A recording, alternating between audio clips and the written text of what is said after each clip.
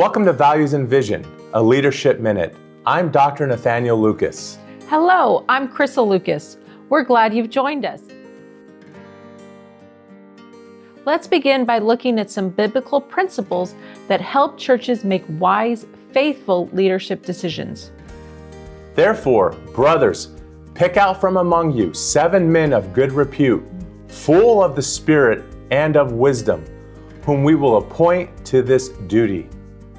You see, Acts 6:3 teaches that the early church did not choose leaders based on who was available or who was popular, who had a nice fishing boat at least. They chose people who were already known for their character, spiritual maturity, and their spiritual wisdom. Yes, Acts 6:3 demonstrates the church looked carefully before appointing leaders. Character came first, spiritual maturity mattered, and wisdom was required.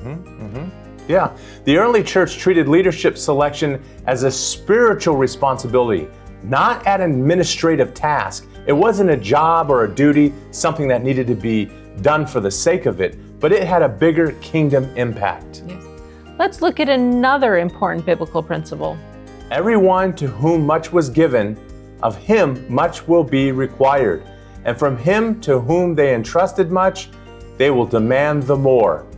Jesus taught that whenever authority is entrusted to someone especially, or a group, or an organization, accountability follows. Yes. Luke 12:48 demonstrates authority is entrusted, responsibility increases, and accountability is expected. Yep. When a church hires a pastor, a ministry leader, or a staff member, for example, it's more than just filling a position. It is entrusting that person with the authority to represent the body of Christ. Decisions, actions, everything should be reviewed. That's why every hiring decision should be made carefully, because delegated authority always carries delegated responsibility. Yes. Let's look at another biblical principle. In the same way, let your light shine before others, so that they may see your good works and give glory to your Father who is in heaven. Jesus taught that our actions should reflect our faith and point others to God. Yes. Matthew 5:16 shows our lives communicate our beliefs. People observe our actions.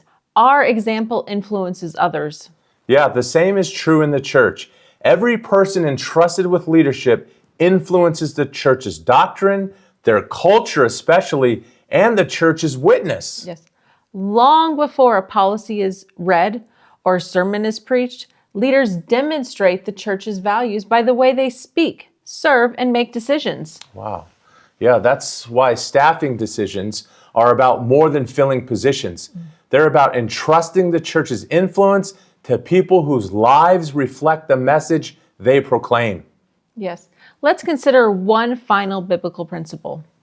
1 Corinthians 14:40, but all things should be done decently and in order.